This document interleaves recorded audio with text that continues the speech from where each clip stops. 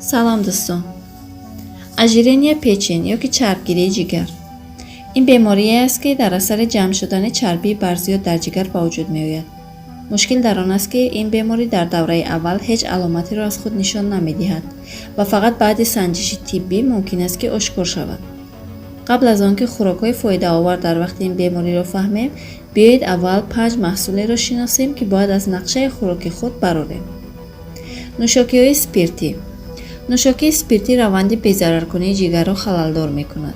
سوزش چربی‌ها را منع کردن نمی‌گذارد که چربی اضافه از بدن خارج شود. همچنین او در بالای زهرهایی که روزانه ارگانیسم با آنها می‌جنگد، باز زهرهای علاوگی را ضم می‌کند. آب میوه‌ها، نوشاکی‌های گازدار.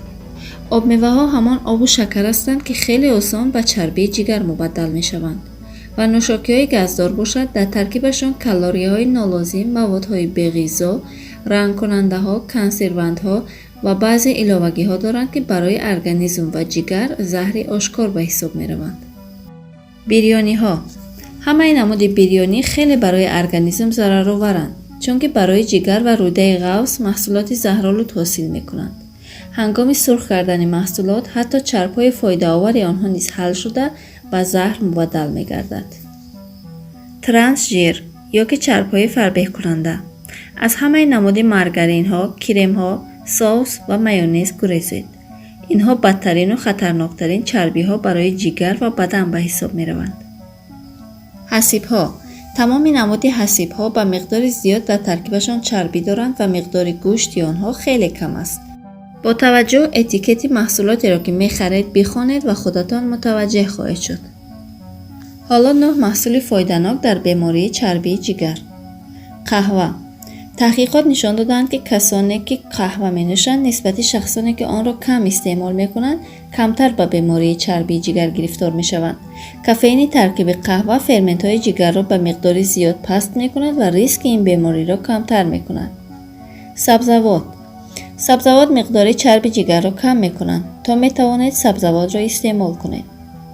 ماهی های چربدار مثل لاساس، سردینه، تانکس و فرل مقدار زیادی چرب‌های کسلتگی امگا 3 در ترکیبشان موجود است که آنها می توانند مقدار چرب جگر را به معیار درآورده التهاب جگر را کم کنند.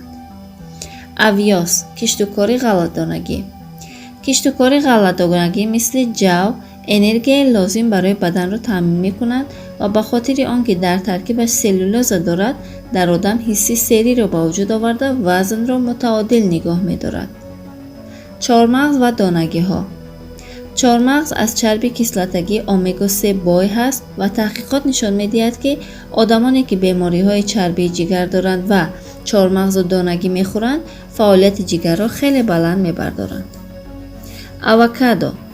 اوکادو از چرب‌های فایده‌ناک بای است و تحقیقات نشان داده است که در آن محصولات شیمیایی وجود دارد که روند التهاب جگر را پست می‌کند. دانه‌های آفتاب پرست. این دانه ها از آنتی اکسیدانت ها یعنی ویتامین ی بای هستند که جگر را از بسیاری بیماری ها محافظت می کنند. روغن زیتون. این روغن شفابخش ترکیب خیلی زیادی چرب‌های کسلتگی امگا 3 دارد که از مارگارین، روغن آفتاب پرست یا روغن زرد چند برابر فایده‌ناکتر است. چای سبز.